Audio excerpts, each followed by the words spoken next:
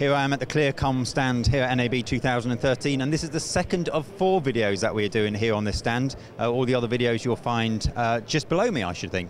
We're here with Vinny again. Hello, Vinny. Hello. And now we're going to look at this system here. What's this system? This is our digital party line called HelixNet. It was introduced last year at NAB, and this year we're showing a new feature to the HelixNet, which was part of the roadmap all along, which is called linking.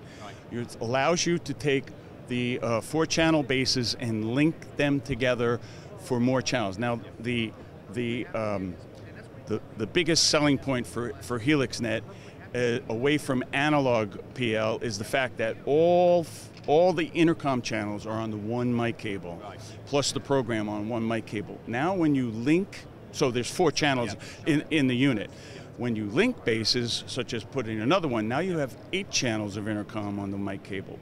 12, 16, 20 PL channels plus 5 programs on the one mic cable.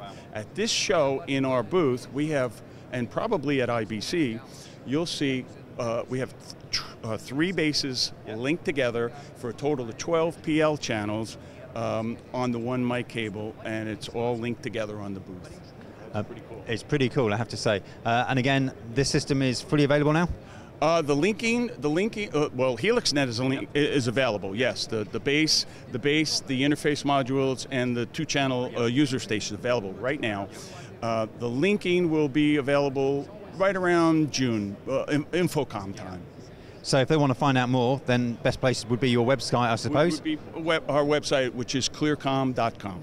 Vinny, thank you very much. Oh, thank you. Go and have a look at the website. Link is just below me, and you'll find out all the information about HelixNet and, of course, all the other products they're showing here at NAB. Everything we're doing is at our website, which is broadcastshow.com.